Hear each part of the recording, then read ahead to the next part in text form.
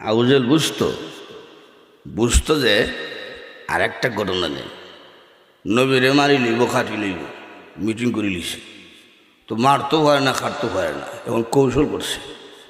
কৌশল কি? আর কেমনে রসুলে মারব? রসুলের 24 ঘন্টার পাহারাদার হইলেন স্বয়ং আল্লাহ। সুবহানাল্লাহ জোরে গান। সেরা বিহু ভয় মারি লিব। কৌশল করলাম। সন্ধ্যার সময় রাস্তার মধ্যে গর্ত খুঁজছে, গর্ত খুঁজছে হোলিথিং দিয়া উপরে লেভেল করে লিছে যেন গর্ত দেখা না যায়। সংবাদ পাঠাইছে, গা হইবে আমি অসুস্থ। আর মুহাম্মদের এমন চরিত্র অসুস্থ ব্যক্তির খেদমত করে। সুবহানাল্লাহ জোরে গান। যখন শুনলো আমি একজন মুরব্বী অসুস্থ, দূর যাইব, গেছে নবীর কাছে সংবাদ, মিস্টার আবু জেহেল সব অসুস্থ। নবী রওনা দিছেন। রাস্তা যে গর্ত নবী তো জানেন না, কিন্তু জানেন কে?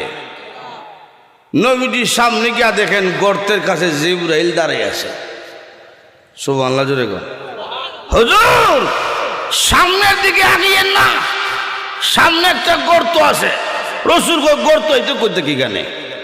আবু জেহেল খুঁজছে কিছুক্ষণ আগে, আপনি গর্তের মধ্যে হরবেন, হে সাপ মাটিতে মারি লিত। আবু জেহেল অসুস্থ না, বেড়া বাপ দোষণে বাড়ির যান গা। নবী তখন বাড়িতে চলে যায়। যখন বাড়িতে চলে যায়, সংবাদ গেছে আপনার ভাতিজা উনি বুঝতে লিখছে আপনি যে অভিনয় করছেন।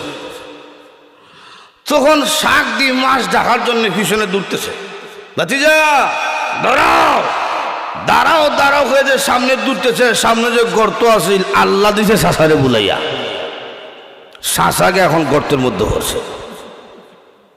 গর্তের মধ্যে যখন পড়ছে, কর্মীরা জমাইছে, নেতা বোঝা গেছে গর্তের মধ্যে উঠতে পারে না। আল্লাহ জমিনকে নিষেধ করছেন, আমার নবীর দুশ্মনকে জমিন তুই ছাড়বে না যতক্ষণ পর্যন্ত আমি না বলবো।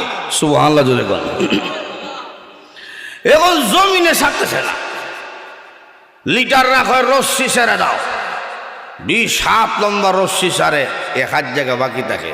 ও 40 হাত লম্বা রশ্মি সারো 1 হাত জায়গা বাকি থাকে। যতই সারে বাকি থাকে। শহর বন্দরে মার্কেটে দেখবেন লেখা আজকে নগদ খালকে বাকি। এক ব্যাগ করবে আজকে কিতাম না খালকে দেব। খালকে গা দেখে লেখা আজকে নগদ খালকে বাকি, নগদ কিনতাম না খালকি বাকি কিনব। খালকে আবার গা দেখে লেখা আজকে নগদ খালকে বাকি। আচ্ছা ইয়ে কিয়ামতের আগে নি খালকে লাগা ভাইব। আবু জেহেলের গর্ত অবস্থা দোকানের বাকির মতন হয়ে গেছে। যতই লম্বা রশ্মি সারে 1 হাত জায়গা বাকি থাকে। গর্তের ভিতর থেকে বলতেছে, এই গোটা বিশ্বের রশ্মিটা উঠানো সম্ভব না, বাতিজা নাইলে উঠতে পারতাম না। কিন্তু গর্তের ভিতর থেকে বুঝছে মুহাম্মদ সত্য নবী। কথা কোন ঠিক কিনা? নবী যাইছেন। নবী যাইয়া চিন্তা করলেন বেটা এখন শিফালিলার মধ্যে আছে, ওয়াজ করলে মানতে পারে। নবীজি বলেন শাসা বঙ্গি কিন্তু মারাত্মক। এই কথা বুঝলেন কি? যে উঠা মারতে হরিলেন। রসুল তার ঝুঁকি দেখে হাত বাড়াইছে। যেই মাত্র আল্লাহর হাবিব রাহমাতুল লিল আলামিন গর্তের দিকে হাত মুবারক অগ্রসর কইরা দিছে, এমনি আল্লাহ রাব্বুল আলামিন ডাকদা বললেন, রে জমিন আমার বন্ধু তোর দিকে হাত বাড়িয়ে দিছে। জমিন রে আমার বন্ধুর হাত খালি ফিরত দিবি না।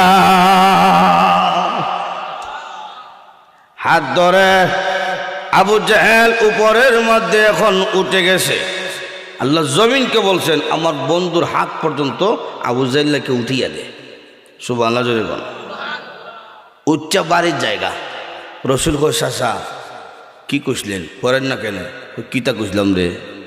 বোঝা যায় কয়েক বছরও নবীর সাথে তার দেখুন হইছে না, কিন্তু বৃত্তে তাহার ঘরে বুঝছিলেন নবী যে সত্য বুঝত, কিন্তু মানে নাই। তাই আবু জেহেল কয় আজকে আর কেউ যাইত না, আমি একা একা যাইমু, মুহাম্মদের মজার কণ্ঠের তেলাওয়াত শুনবো। জোরে কোন সুবহানাল্লাহ।